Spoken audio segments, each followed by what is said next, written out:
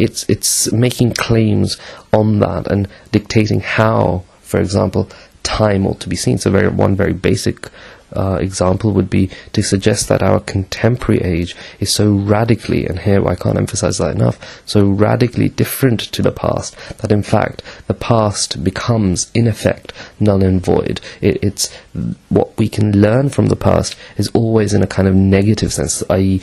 moving away from the past rather than going back to a past.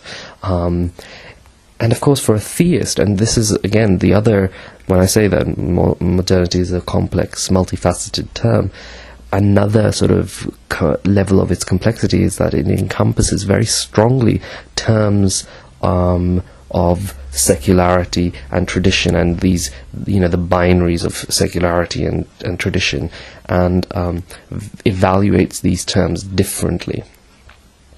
Having said all that, one needs to be careful and suggest that at the same time, there isn't an absence of voices that are sort of resistant to the term modernity and its dominant characterization.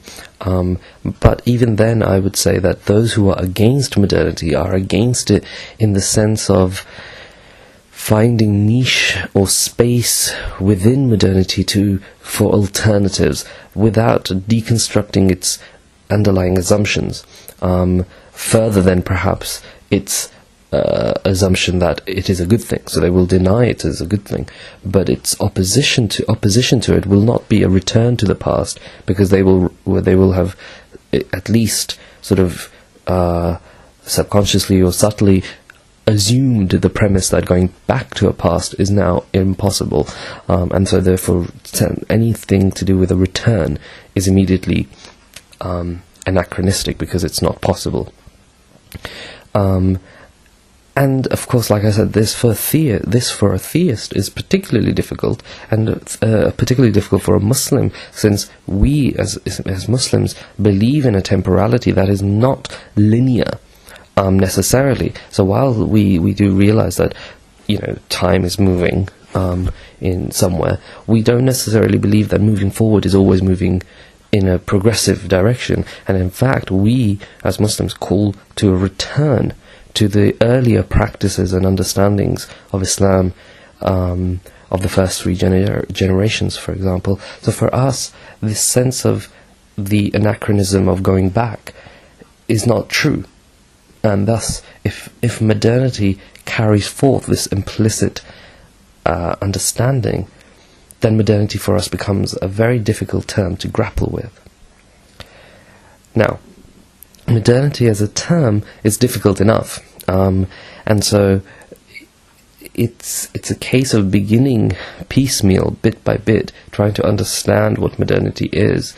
And so this essay, Thinking About Modernities, an essay that's broken into 4 parts, basically deals with the academic discourse on modernity and the ways in which different people have thought about modernity, different theorists have thought about modernity, and the way in which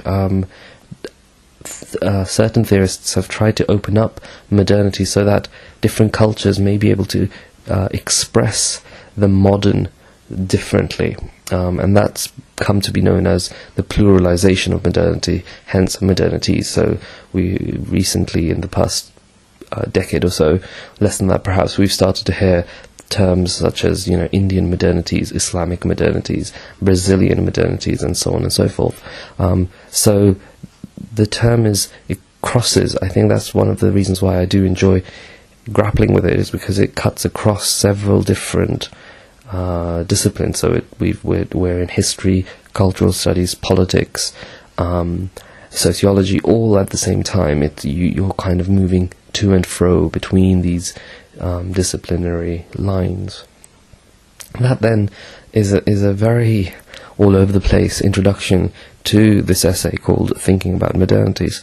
But hopefully by the end of the 4th part, some of the themes that I am trying to draw out will become easier, And the work is long. There's a lot of work to be done in grappling with modernity. For example, one of the things that I don't do in this essay is deal with the more denser philosophical propositions of temporality that are implicit within modernity. And that's still something that's worth doing, because we as Muslims must make a stand for the claim that this idea that today is so different to the past that actually anything the past has to tell us can only ever be minimal, and the past's value is only to show us how far we have come, and possibly how far we have come in a positive sense, from a positivist's point of view. That's not a very good way of expressing it, from someone who's positive about modernity, and what we've lost from someone who's more negative about modernity, but nonetheless who think that the past is the past and the present is the present, and that therefore there's a kind of juncture, a rupture between the two that cannot be overcome. So yes, that then is the introduction to thinking about modernity.